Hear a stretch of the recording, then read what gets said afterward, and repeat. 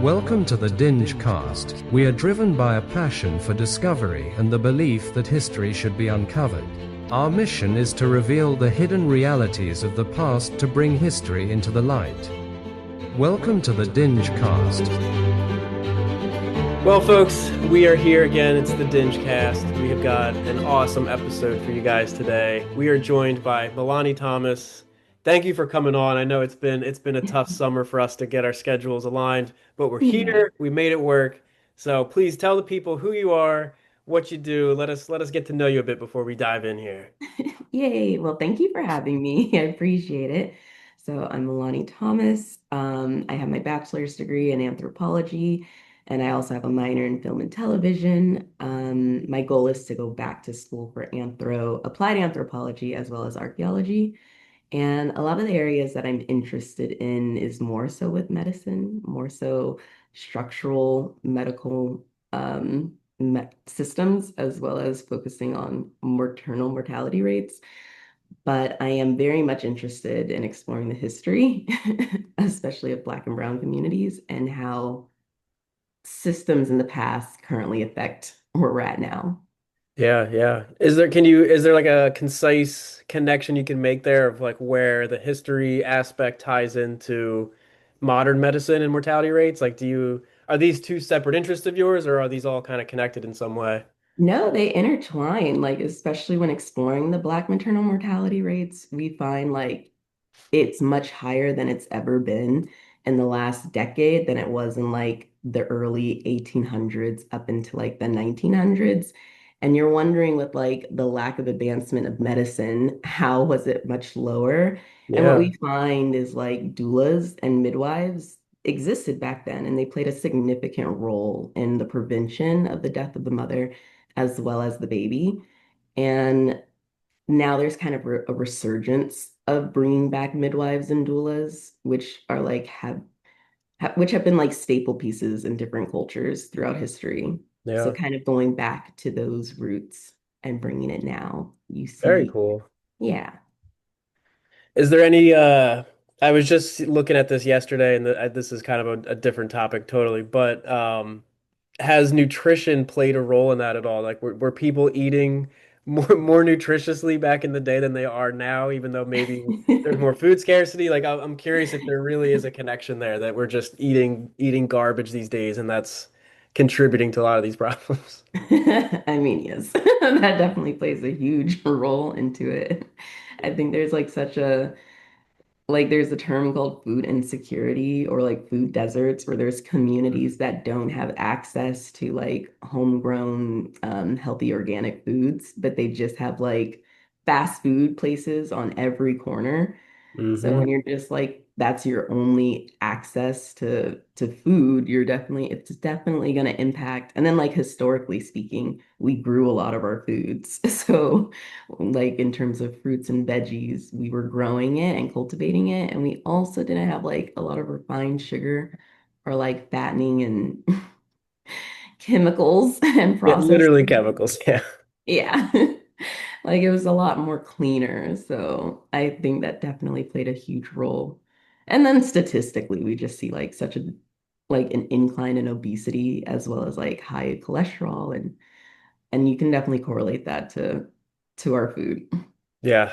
And I can't get away from like the ultra processed foods, but I know it's bad for you. But there's nothing Yeah. but food like the food I grow out back is always so much just has so much more flavor than anything at the store. Like even just like carrots, tomatoes. It's not Yeah. coated in plastic and stuff. It's just I don't know. It's like just it tastes better. It Uh, does taste better and you feel better. And like COVID definitely probably brought a lot of people back into gardening and like getting chickens. Like there was like a higher rate of people purchasing and adopting chickens. totally, totally. Yeah. Oh man. But no, like the food deserts thing is real. Like, I mean, I'm glad to see a lot more cities are there's groups that are trying to get these, farmers market type places installed so that people have access to that. Because I mean, I've lived in places where like you could go to the grocery store, but you got to take a train and then walk 12 blocks to get there, then take the train back. And you're like, I'm just gonna go to the corner store and just get whatever I can get here instead. I'm not gonna do this whole trek across town. So. Uh, Yeah. yeah.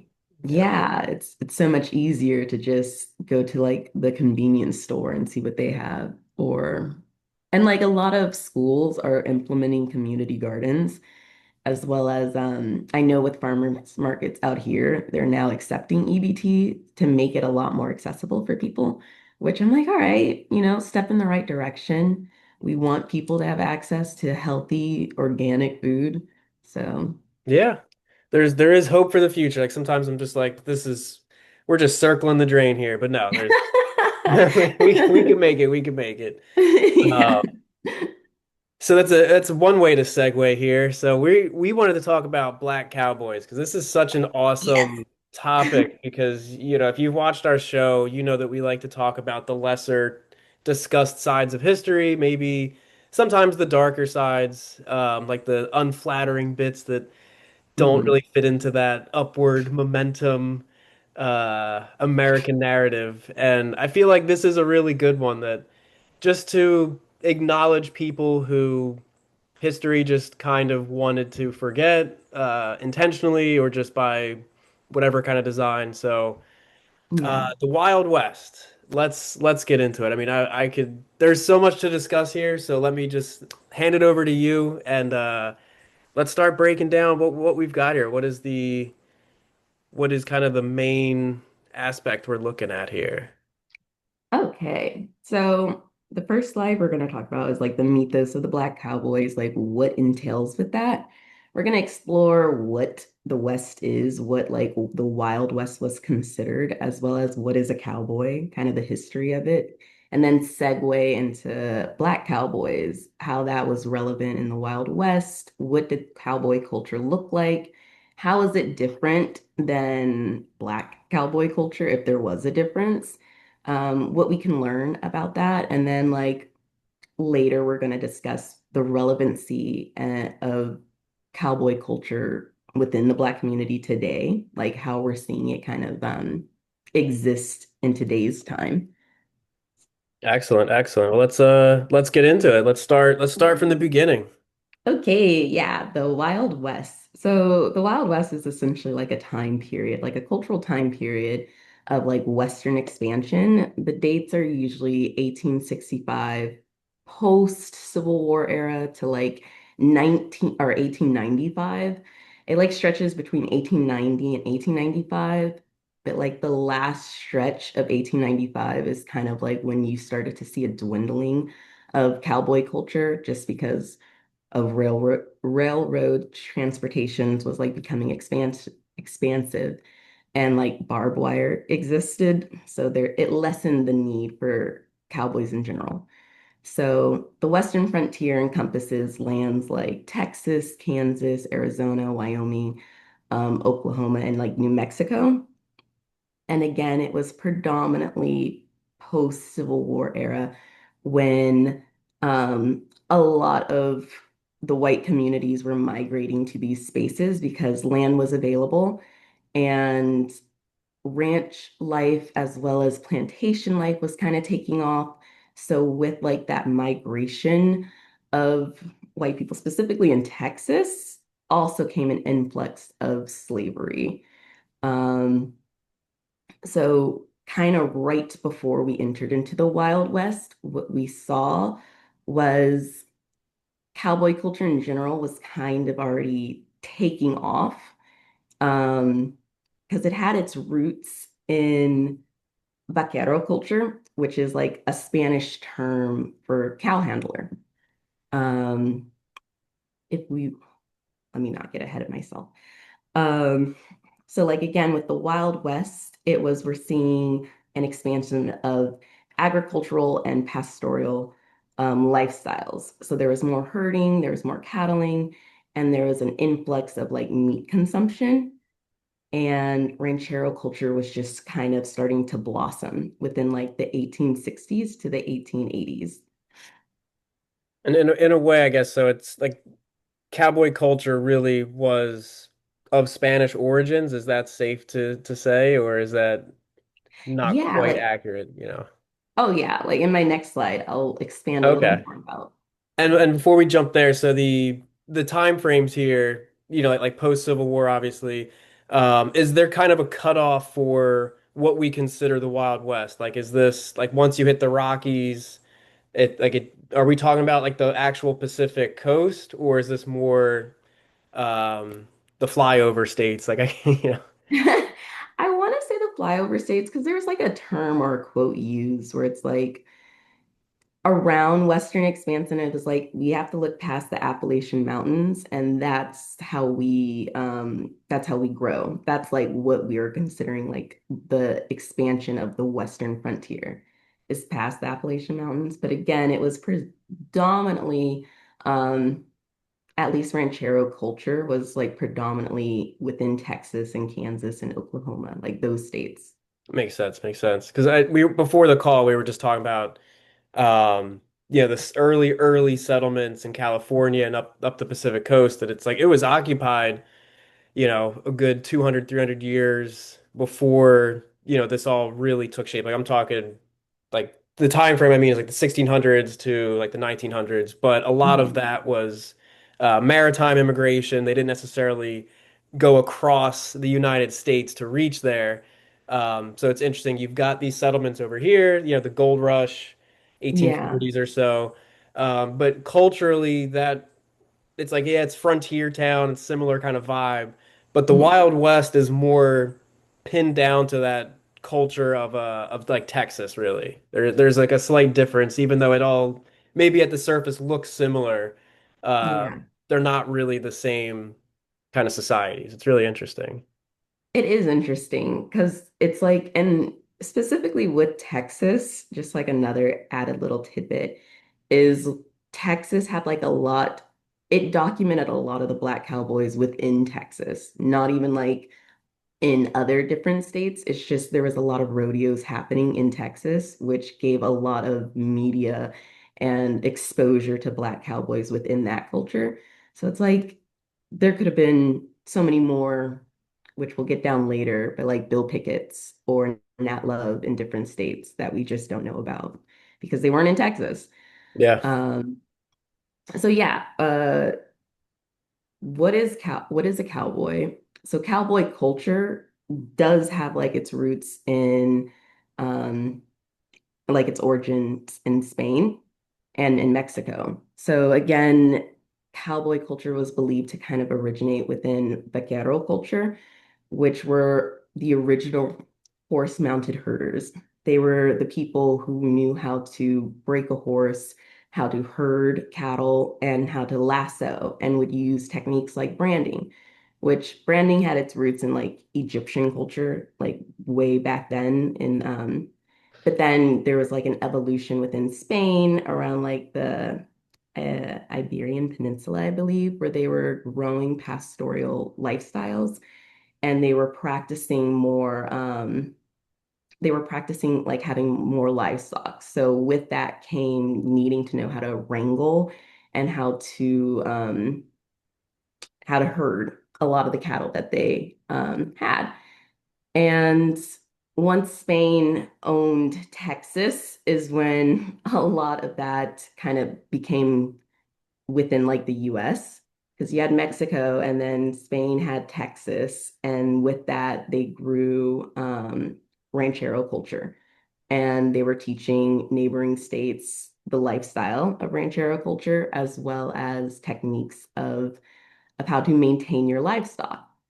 And then once we gained Texas, that culture kind of permeated and then eventually evolved to other neighboring states that wanted to practice um, having livestock or that wanted to practice having ranchero culture. That's So super cool. yeah, and like with that, with a cowboy, what you envision again is like the boots with the spurs, the chaps, the bandana, and then like the brimmed cowboy hat, which is meant to protect against the sun. The bandana is meant to protect against like dust storms and just dust in general. The spurs on the boots are meant to help control and guide their horses. And it was very important that they were equipped in a lot of like the aesthetic that we still see today, because it really like helped with maintaining and managing both the elements, but also the animals they were dealing with.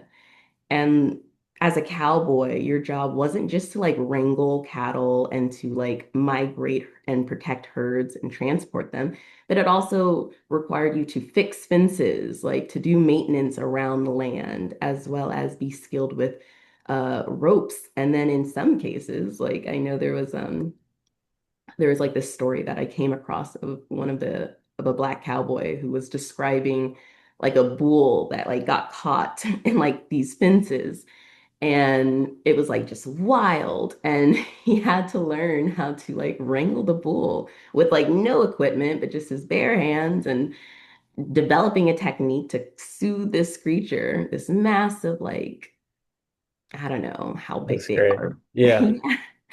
But it entailed like so many different skills you had to have in like such rugged and rough terrain.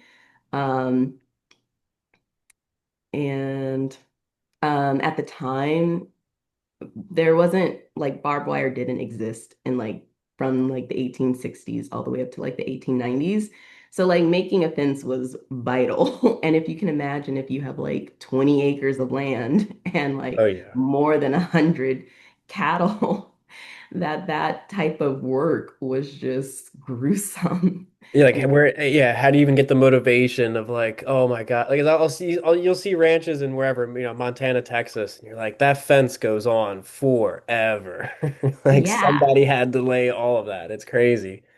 It is. And like a lot of the work as a cowboy, you were like an independent contractor, and it was like groups, and you'd get paid anywhere between 25 to $40 a month on average, I believe was like the predominant pay within black and white cowboys. So that's not a lot to live on, especially given the context of what you're going to be doing. Yeah. And there's such an interesting duality here in this timeline of American history where you've got, the vision of, just the cowboy living off the land and, this one side, and then right up alongside that is the expansion of the railroads. And it's, there's like all this, European money coming in, building the transcontinental railroad, like the Pacific Coast, Pacific Northwest and all.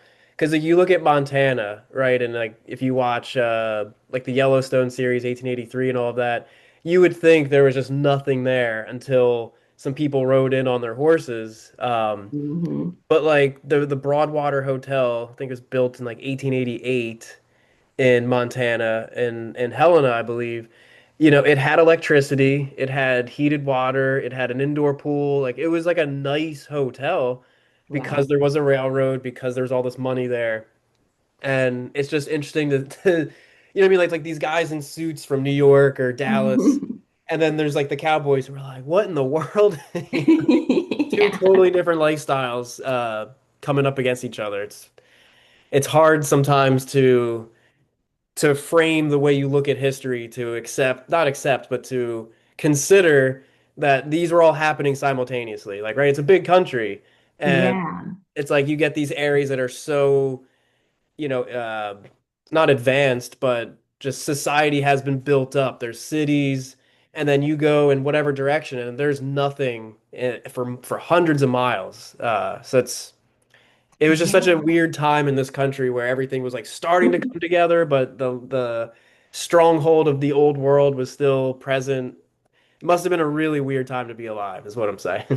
No, definitely. It is like the polarity and like the duality of like a man in a suit on a railroad versus like the traditional cowboy man. Right. And Like like he's knowing getting that he's there's getting like first class service, can I get a little, milk and sugar? yeah. Yeah, and other people are like, I've never had sugar, like, or just like, I don't have these luxuries. It's just incomprehensible. Yeah. And I Okay, think see, like go. So I'm sorry, go ahead. that's okay. I was gonna segue into like that's kind of where the Wild West term came from, is like because there was a migration of people like purchasing land, building ranches, developing just like agricultural societies, then like towns would kind of resurrect and like what would be considered like these very isolated or like there's just acres of land or nothing. But you'd have like these little towns that had like saloons and hotels and brothels, but there weren't a lot of police. There wasn't a lot of ways to police it. Like you did have your traditional sheriff or your lawman, which a lot of cowboys did kind of operate as lawmen or scouts to like kind of help maintain the law. And that's not to say that law didn't exist, but it was kind of hard to enforce when you have like a population of maybe 300 people Yeah. and there's like maybe five sheriffs. So there's a lot of chaos that could ensue with that, especially as a cowboy. One of the jobs you have is there weren't a lot of fixed ranches. So let's say you worked for someone and they're like, hey, I need you to deliver a bunch of my cattle to a different state because railways, I don't know why I'm struggling to say that word. Railways weren't as evolved and didn't have a lot of routes back then. So it was like you and like maybe three other guys had to like transport a bunch of cattle like miles, hundreds of miles. Mhm. And that took months. That took months. And then you had to risk getting like attacked from neighboring tribal communities or just Yeah. other bandits that looked at it as an opportunity for free cattle. And then you had the elements you had to worry about. Oh my goodness. Wild West indeed. Like, Yeah. Yeah. Because it's like talking about hundreds of cattle for such distance of miles. Like you had to really, like I said, you had to know how to live off the land. I mean, you could bring some food with you, but yeah, you got to just know how to just get it with your bare hands for real. yeah, you had to Uh, know the land. You had to know how to find water, not just for you, but for the cattle you're looking after. yep. Yeah, and your horse can only go what 25 miles a day before you got to rest. So it's like you can't just push and get there. You gotta give it breaks and yeah. Well, when you mentioned like the open space where these towns kind of formed from, do you have any knowledge on how like the natives felt about that? Because it's not like, oh, look at this land, there's nobody here. They're like, No, well, yeah, there was somebody here. I'm So glad you mentioned that. how did that all go down? Um, so again, part of it was like you had all these different communities trying to coexist. You had cowboys, you had like an influx of like white migration that art and like and then there's European influences that were coming in as well on land that was already existed and lived on by Native American communities, such as like the Osage or the Cheyenne people. And a lot of them were pissed, understandably so. Yeah, It was like, you're pushing us out of our territories. Or in a lot of ways, it became hostile. There was tension between the two because there was a competition of resources, as well as just, we live here and we don't either want you as neighbors or you're pushing us out of our own spaces. yeah, And that's not to erase the fact that there were a lot of Native Americans that also were cowboys, that also worked alongside black and white cowboys, or that did act as like, I believe the term's like liaison, like a middle person between like their communities as well as like developing Western frontier life. So it was like multifaceted. You had groups that wanted nothing to do with the West expansion. You had Native American groups that wanted nothing to do with it, or that would respond with tension and hostility, and like it could bloom into a fight. of course, Um, yeah, and and then you had members within that was like, you can't like just give in. Like it's better to assimilate. It's better to create yourself within this new world.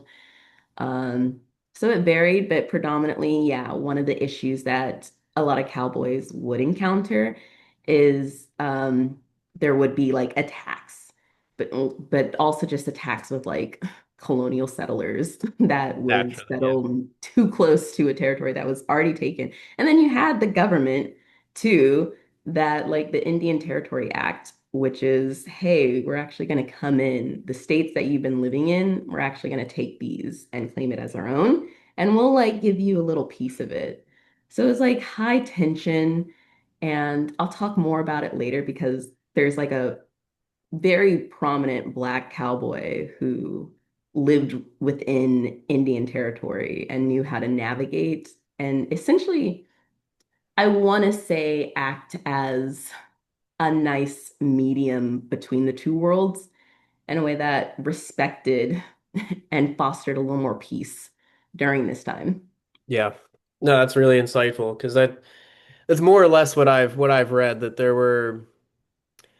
Well, it makes sense they'd be more against, like the settlers who just come in. It's like, let's decimate the forest just to build a bunch of stuff. And they're like, whoa, wait, slow down there. But then you've got cowboys who maybe the natives saw and were like, your lifestyle is a little bit more respectful of the land. It is closer to what we're used to, right? Like we're talking about. So, but I've seen it where, maybe there were some conflicts, and in some situations, the natives, kind of like you said, it's like, well, instead of fighting, like, let's just try to get along with these guys. It wasn't their first option, but it was just like, it's better to make peace with them. They need our help. We could help them. Let's try to keep this cool. And I picture even like when the settlers came, it wasn't like everybody spoke English. Like how complicated would it be? Like this guy's yelling in German. Like nobody even knows what he's saying. That's gonna lead to more conflict, of course. So it's Yeah. just yeah, what a weird time. Do we want to talk about Manifest Destiny at all before we move on, or do you want to get into that later? I'll just touch on it just a bit because I added the term as like a way to showcase what kind of contributed to this idea of expanding in the West. Like this terminology of like it was our divine right to purchase and explore and find more land. And that idea and that notion took on a life of itself where it's like, yeah, let's expand. It's within our destiny and our right to purchase or find more land for the good of the culture and the country in general. Yeah, we'll leave it at that for now. We don't have to pick it. We don't have to pick it apart, but um, yeah, it's this country's history is very, very interesting. Okay, let's. I know I'm slowing us down, so let's keep it going. We got a lot to cover here. Okay, yeah. So again, early cowboy origins within like the Spanish and Portugal region, there was uh large livestocks were growing and learning how to uh herd and tend to sheep, cows, um, bulls, and whatever other livestock that you would have at the time. Like the techniques were just advancing consistently, but a lot of the origins what we find were within Spain, along with the like the Caribbean and parts of Mexico. Again, practicing herding and raising cattle predominantly existed within these areas, and like the technique, uh, I don't want to say perfected, but like the technique was definitely like established to the point where uh the American Southwest was adopting a lot of it. Um, so we can go to the next slide. Righty. Okay, so Black Cowboys. What entailed with that? What was a Black Cowboy? So, I guess I should start with we explored what a cowboy was. We explored how they came to be about. So around this time, like a little before the civil rights, during or not the civil rights, the Civil War, when Texas became a state. A lot of white settlers moved to Texas and wanted to purchase land. And with that, they also brought slaves with them to help tend and care for their land. And because of there was like a large population of slavery, Texas became a Confederate state. And then during the war, a lot of white slave owners would participate in the war, but who would look after their plantations, their ranch, who would like tend to their cattle? Black people. And they had to specialize in um, cowboy techniques essentially to maintain and manage the land. And once the war was over, it left a lot of like now we're free. So we're going to migrate and pick up jobs that doesn't require an education and that were more available, which was being a skilled um, cattle, like being skilled dealing with cattle, being skilled dealing with the land. And So a lot of Black people, specifically Black men, were able to get jobs as working as a cowboy just from past experiences. And even within that culture of slavery, you had to learn like a lot of other techniques that weren't necessarily taught. And it was believed that um, breaking a horse's spirit, like learning how to tame a horse, was kind of more popularized during this period within like the Black enslavement time, as well as there's was like anecdotal stories of how songs that songs that you would sing on the plantation if you were Black, and using that to calm horses or cows, like helping like to soothe them with singing, was also often a technique that was used, especially when you're migrating like Yeah. 50 miles. Um, so with that, it was believed like 25% of cowboys were Black, one out of four cowboys were Black, and they specialized with like horse training and cattle driving. And not only were they working as cowboys, but a lot of them did end up becoming like lawmen and scouts within the territories that they were living on. And that's just the one in four is just a figure. I feel like that was the one for me to highlight that I don't know that most people would guess that. Like if you stop somebody in the street and you're like, what do you think, Wild West, what would be the Mhm. percentage of cowboys that were Black? They'd be like, I don't know, like 2% maybe, like I mean maybe I'm wrong, but I feel like that is the perception we've kind of grown up with, and that's just not reality. No, it's not. And that's what's crazy because it's like we have notable Black cowboy figures around this time that were getting media attention. Like either they like Nat Love was known to document like he wrote his autobiography, essentially like the life and times of Nat Love, and that heavily explored Black cowboy culture, where he documented what life was like on a day-to-day basis. And then you have um other members like Bill Pickett, because he was like like a great um rodeo entertainer, as well as had his own history as a cowboy, and he performed in Texas. Like that also got notoriety, which is why I said Texas, because they performed a lot of rodeos. Granted, a lot of rodeos were also segregated, so but that didn't stop like a fascination and the attention of Black rodeo cowboys from getting attention or notoriety. But it fixated more so on places like Texas rather than Kansas and Oklahoma and Montana and like other areas that probably had other Nat Loves or Bill Pickett's that we just don't know about because yeah. Totally. Yeah. It's like if they didn't really write it down, people stop talking about it, you lose the thread so quickly. I mean, the last episode we were doing, it was just these old ships in the Chesapeake Bay, and it was like they didn't write down how they built them, and already it within like 100, 200, not even 200 years, it became this big mystery. Like, well, like what was their methodology? Mhm. And you would think, well, that wasn't that long ago. We already lost the thread. Mhm. But like I'm gonna keep going back to this life on the trail. You're battling the elements, all these other dangers. It really was like a meritocracy where you picture there had to have been some weird societal, like levels of respect there, right? Where it's like, well, you used to be my slave and now we're equals or something. But when it comes down to it, they're like, you're the only guy who can save our lives. Please save us. And I wonder how equal the respect was, if there was still, like what was that like to come out of, post-slavery and being Mm. like I didn't forget what you were just doing to me, but now like we're buddies on the trail. This is kind of a weird evolution here. Um, Yeah.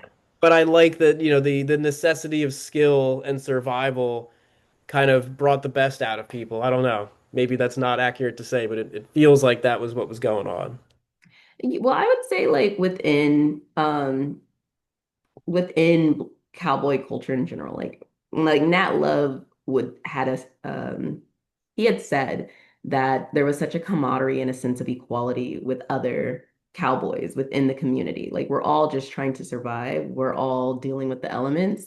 So, and then again, when you're on like the frontier plains and it's just you versus and like three other cowboys, regardless of their ethnicity, it's like we're a team. Like we need each other to survive. If we get attacked by the elements, if we don't have enough food, um, like we have to work together. So there was a sense of camaraderie and equality within that. And the pay wasn't different between the two. Like they essentially got paid the same. Yeah. Um, and it was a largely contingent on also who was hiring. If you were hired by, let's say, a more racist person who did not believe that you were equal or worthy of the same rate as like a white cowboy, then yeah, you'd be paid less. And in spite of like cowboy community itself, like black and white cowboys, even though there was like a camaraderie and an equality within each other, going into certain towns, black cowboys would still face discrimination and segregation. They Yeah. wouldn't be able to stay at like they'd get kicked out of the saloon or they couldn't stay at a hotel, so they had to live in like a separate area. So they would still experience the brunt end of racism in the general public, but I believe within cowboy culture, there was definitely a sense of equality. Makes sense. Yeah. Yeah. It's still like a minefield to have to navigate that. It's like not everybody's caught up to us, but it's interesting that they're like within all of this, there's this lifestyle where I'm respected, treated well, treated as an equal. It's like, again, it's interesting. The duality of depends on what part of the country you were in. It's going to be a totally different experience, right? Yeah, and I think that was kind of the appeal, not so much that, but like the appeal of being a cowboy was like you had so much autonomy and you had like a lot more free range. And while you did not always, it didn't grant you access to owning land or land ownership, it didn't require you to have an education and it didn't force you to work in more roles that felt oppressive. Um, Yeah. so again, the Black West, which what did that look like? Like post Civil War era, it just a lot of Black people who came from enslavement were skilled farmhands. They knew how to operate land, they knew how to tend to cattle, and thus a lot of them migrated into fields working as cowboys, ranchers, and cowhands. Um, Life wasn't again that much different. The pay was pretty much the same. There was a higher demand of labor during this time, and the hours looked anywhere between like 12 to 15 hours a day of work. Um, and again, it's not documented as well as it could have been and should have been. A lot of evidence we have Nat Love creating his autobiography, newspaper clippings that highlighted famous Black cowboys, as well as just oral history, is what we have to like live off of. But in terms of wanting to address this in media and history books, a lot of it got omitted because Yeah. it wasn't seen as important. Yeah, I So, mean, important or just people had the people who were the oppressive types maybe didn't want to highlight their contribution, right? I mean, I feel like that's safe to say at this point that oh yeah, people yes. had their unfortunate reasons why they didn't want to honor these people, even though they were so respected at the time, that the next wave comes and just changes how we were taught that. Yeah. Yeah, exactly. So I guess like a lot of like Western or like Old West movies. Um, a lot of them did lack the portrayal of like Black cowboys, but there was a few that I had found that actually did incorporate um, representation of it. And one of them was about Josh Dietz. I would believe it's called Lonesome Dove, and it explored Danny Glover as Dietz, an ex-slave turned cowboy who serves as a scout on the Texas to Montana cattle drive. And he was inspired by the real life Bose Ickard, I believe is how you pronounce it. And he was an African American cowboy who worked with Charles Goodnight and Olive Loving Cattle Drive. And Bose Ickard, don't quote me on pronouncing his name, but Yeah. I believe he also documented a lot of his experience working as a cowhand or cowboy and as a scout in this time. Very cool. Very cool. Oh, and then like the Forgotten Cowboy was like an older, like one of the first considered like an all black cast and Western musical. Um, Do we know when? Let me see the year. I'm curious the year of that one. That would have been 1937, it looks like. Cool, okay. So that was kind of what I was looking at, like the early Hollywood era. mhm, Um, so that actually is good that there was at least something back then, even if like segregation in the workforce of creating film, right? That there I'm sure that complicated some of this to have representation. Like I'm just this is a bad analogy, but like the John Wayne movies, right? Like they weren't the most accurate portrayal, and then you've got mhm, this one where it's all black, and it's just complications in society in the 1900s probably contributed to why the representation wasn't accurate. But I just feel I don't know. I'm just putting like a little footnote in there that it's interesting how that contributed to how the media was created, and then that's the media that we consumed. So we're getting mhm. this kind of distorted picture of it, not because we're not getting it from the original source there. Yeah. No, it's true. And like again, there was a few other movies around this time that not this one in particular, but like they would incorporate like a side character or like a background character who was black and a cowboy. But it's also like, okay, well, how did you portray us? Was it did this film encapsulate stereotypes that perpetuated like negative connotations with against us? So even if it is like an all black cast, Yeah. did it represent black cowboys and our community in a way that humanizes us in a way that's realistic, or was it still a stereotypical trope? I'm afraid to watch it now because I'm feeling like it's the latter. At the But time, it was given praise for introducing an all-black cast and incorporating more representation of black cowboys. I haven't seen the film, so I can't speak on how much justice it did. yeah, I'm gonna have to check that out. But you're right though. Even if it wasn't great, they made it. Here we are, almost 100 years later, still talking about it. So that's maybe there's some merit in the legacy itself. So Okay, so who were some of like the really notable black cowboys? You had Nat Love, who was again a cowboy who worked on the Western frontier. He had done migration. He was like an amazing sharpshooter with a pistol and a rifle. He was known for that. And then he migrated into performing in rodeos. He also documented his life and wrote a book about it in The Life and Adventures of Nat Love. He was like a very famous entertainer as well as a known cowboy at that time. And he got the nickname Deadwood Dick because they're in a town where he performed in Deadwood, he won the rodeo.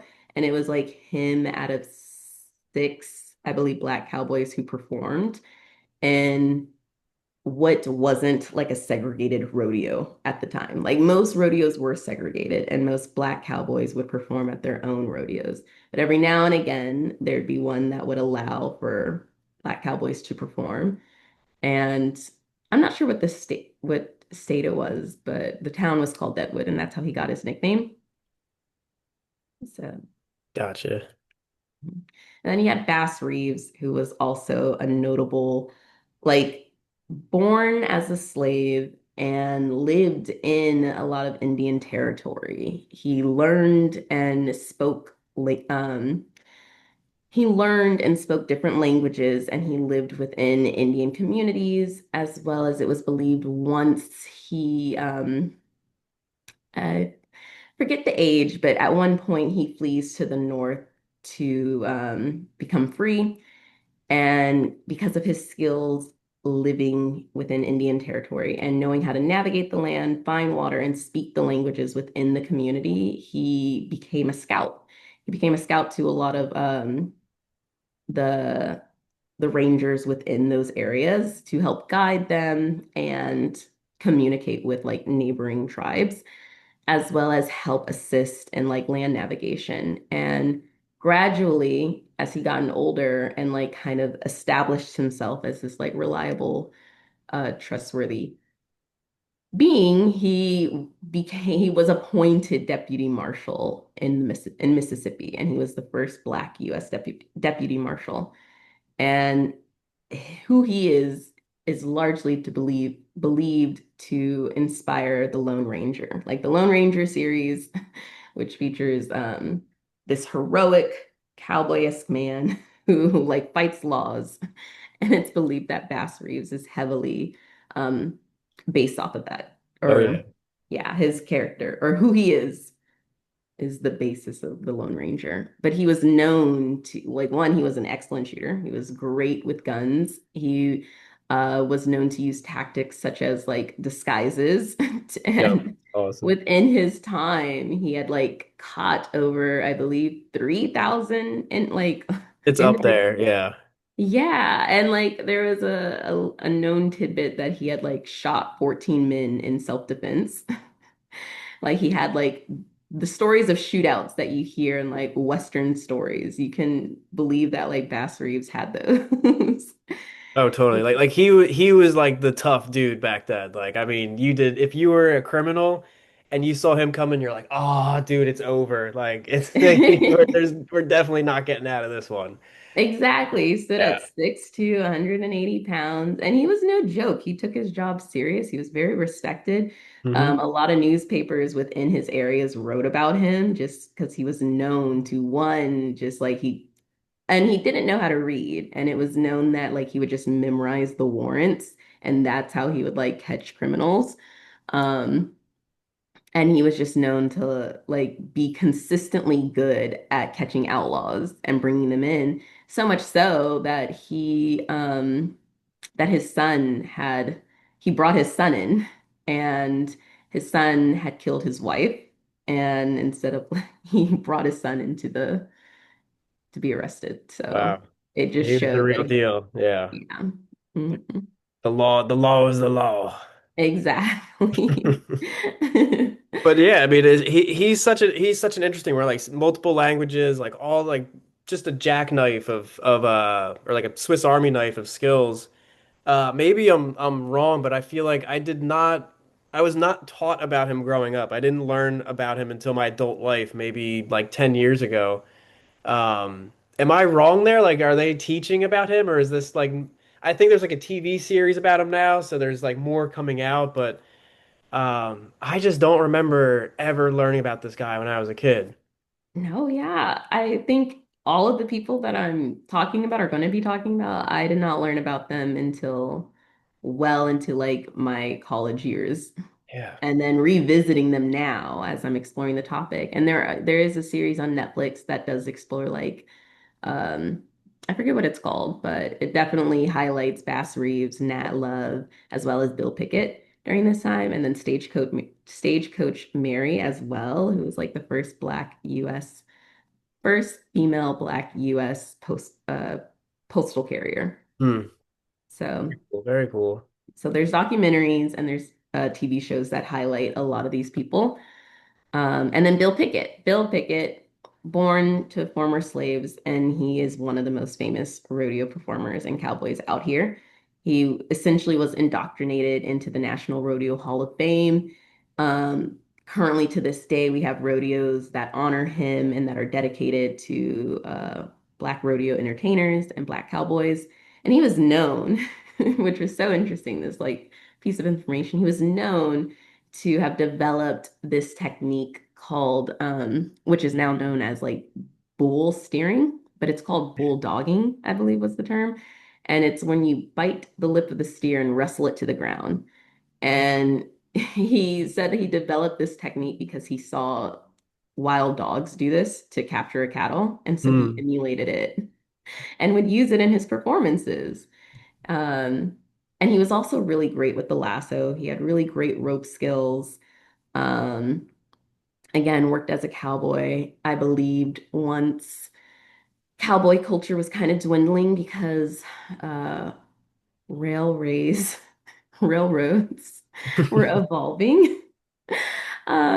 Him as well as like Nat Love would end up working as essentially chauffeurs for white people down the line. He eventually continued to work in the rodeo as much as he could. And then he passed away from an injury. I believe he was kicked in the head by a horse. Yeah. Like, so he, he died.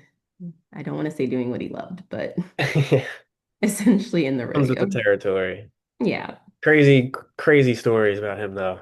Yeah. And then some more like modern day or like some other relevant black cowboys that often don't get talked about. You have Cleo Horn, who was like the first African American cowboy to win calf roping at like major rodeo events, which was so interesting. And then you have Murtis Dightman, who essentially was like the first African American to compete in what's seen as like the Olympics of being of rodeo, so like the national finals of rodeo. And Murtis Stinkman now I believe is 80.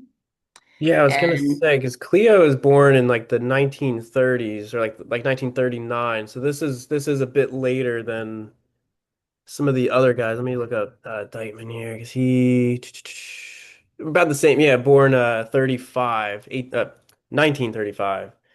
yeah, Yeah, yeah. So he's just kind of 90. like, He's up there. yeah, wanting to explore like the lesser known cowboys as well as like more relevant ones. And there are a lot more young active like black cowboys to this day that still perform in rodeos, such as like the Bill Pickett uh, rodeos.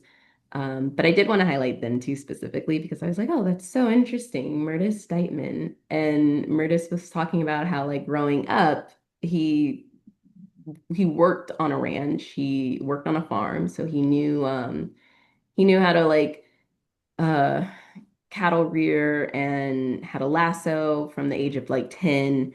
But at like his local rodeos, he wasn't allowed to perform. It was still segregated. And it wasn't until he got like much older was he able to actually participate, even in like areas that weren't segregated. And then just to see coming from that to eventually being able to compete in the national finals is really impressive. Yeah, that's so cool that he's still alive too. I'm looking there. He just did an interview, looks like with like ABC News in Houston just a few months ago. Hmm. So it's like this 90-year-old guy still here telling those old stories. I love that. And says that they call him the Jackie Robinson of rodeo. I love Hmm. that. All right, let me keep going here. Okay, yeah. So I picked this quote up from like one of like the earlier pioneers of ranching culture in Texas was known as Albert Lolo Trevino, King Ranch. I believe that was like his nickname was like King Rancher. And Mhm. he had a term where he's like a cowboy without ropes is like a man without arms, which I feel like highlights and encapsulates the skill needed to be a Totally. cowboy. And the picture below is from the Bill Pickett Rodeo, I believe, where you have a bunch of black cowboys standing on horses, which is a skill of itself, an impressive photo. Yeah, yeah. And it's a more modern, like it's a more like it shows how we're evolving and how current cowboy culture is still prevalent in black communities today. So yeah, and then just a few more pictures of black cowboys.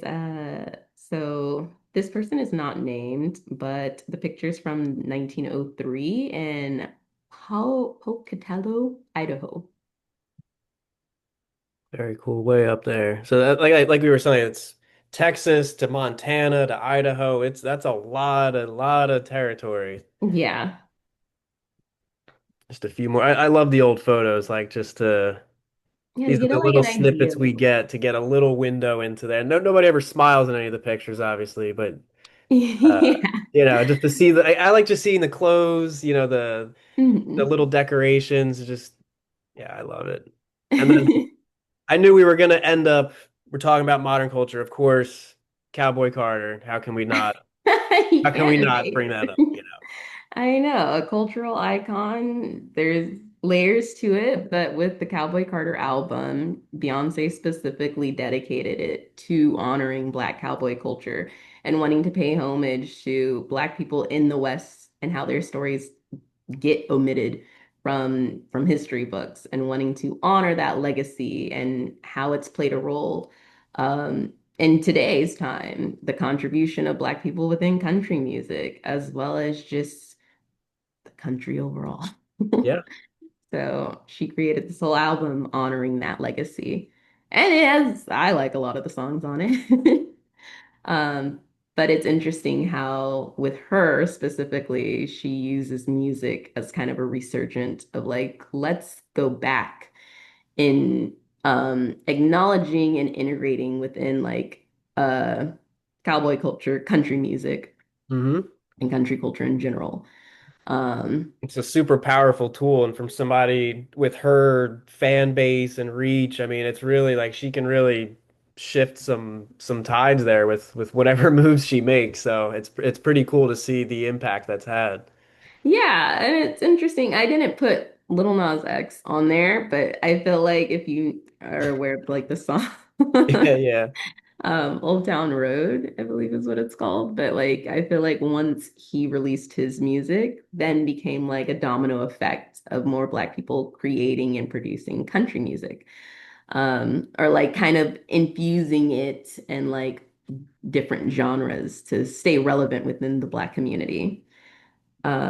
And then you have Bill Pickett in Invitational Rodeo, which is a rodeo ceremony that can take place. Like it takes place here in California too, in Oakland and in Los Angeles. And it's an amazing event where it highlights and it honors Bill Pickett as well as just other Black cowboys and gives the opportunity for for Black cowboys and people within the community to participate in cowboy culture and to see us participate in rodeos and perform and like entertain and perform in like these traditional ways that often we weren't able to that weren't always documented.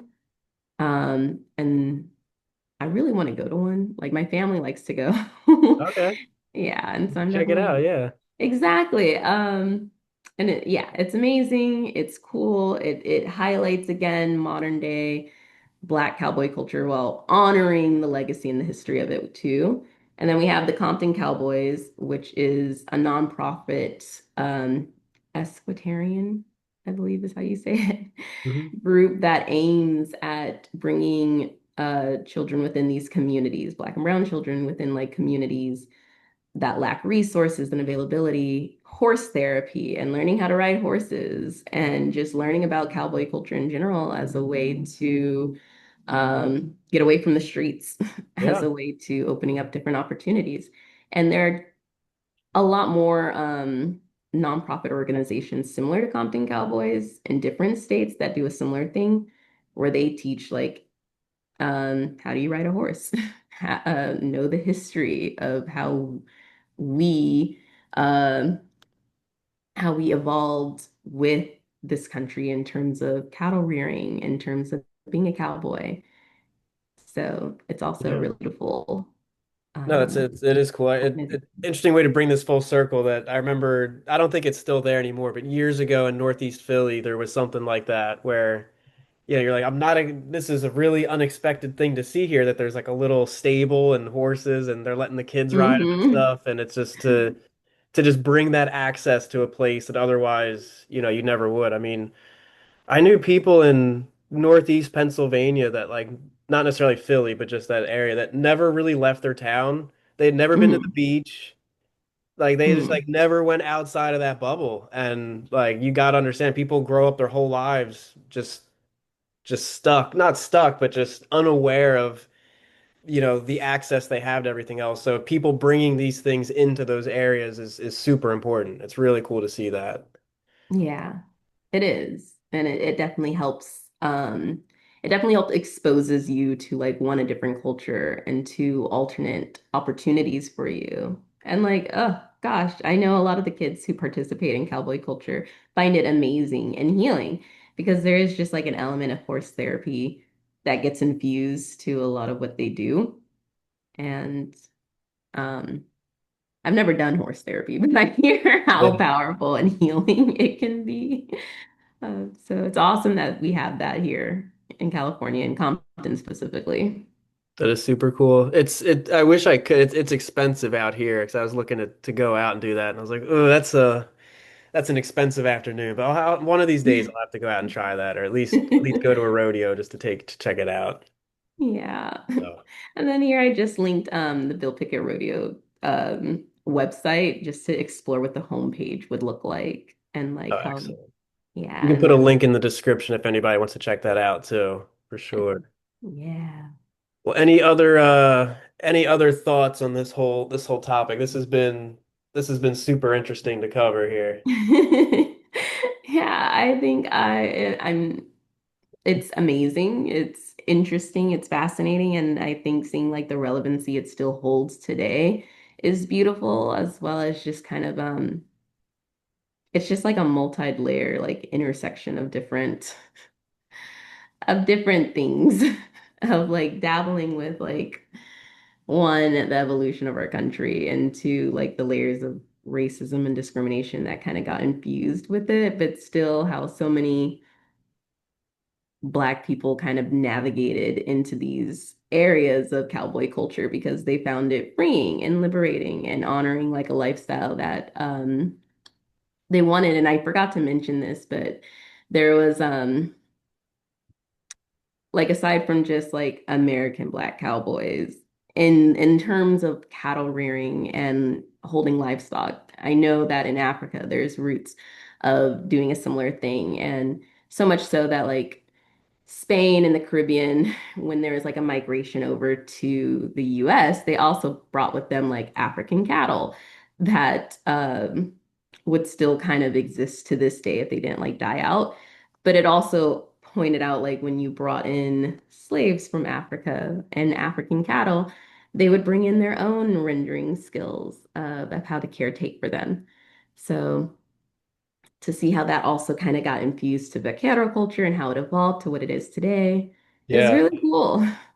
Didn't Texas at one point try to import camels for something with the ranches and like that just it was a failed experiment or I something haven't. like that. That's so interesting if that is true. I haven't Yeah. found anything like that, but Yeah. All right, I'll have to look that up. Yeah, but just the whole freeing aspect, right? Like you live this oppressive life and you probably just but before you were freed, you just had no comprehension of what a free life could be. And then I've always thought of this like the lifestyle of a cowboy. Like that is your mode of transportation is a living thing. You know, you're living off the land. It's just like you don't even sleep in a tent. You're looking at the stars. Like as a human being, just in your day-to-day life on this planet, like that is a really wild lifestyle to have. yeah. So, but for a Black American who is a freed slave, could you even imagine that path of getting to that point, being like, I am so free? Like Yeah. it's just it's just a lifestyle that's hard to imagine these days. We're just plugged into our systems and routines. It's hard to even get away to go like camping for a weekend or something and like Mhm, really, really mhm. disconnect. But Yeah. not that that was the point of it, but just me personally just trying to find those parallels so I can like relate a little bit more. You know, I like to read history, but I like to try to put myself, in that setting of like what, like I said earlier, I'm like, what was it really like to live this life at that time? Yeah. And that makes you appreciate the hardships, the accomplishments. I mean, like Bass Reeves, like you just had to just there was no manual. It was just you. You just had to be like, somebody's got to do it. I guess it's gonna be me. Like we're just gonna get Mhm. this done. Uh, Yeah. just super cool. It is really cool. And you did the best you could at the time. Like Nat Love, again, his book, there's a passage in which he's highlighting like a night after like spending weeks herding these cattles across from like Texas to Oklahoma. Like there's a specific path that they had to cross. Like there's a specific trail they had to take. And he's talking about like what life and like seeing like the vast open plains and just being under the stars as you're sleeping at night and how free he feels. Yeah. And I'm like, wow. That is really cool. Well, thank you so much for putting this together. This was a really fun topic to cover with you. Yeah, I'm grateful that I was able to talk about it and explore more about it. Definitely, definitely.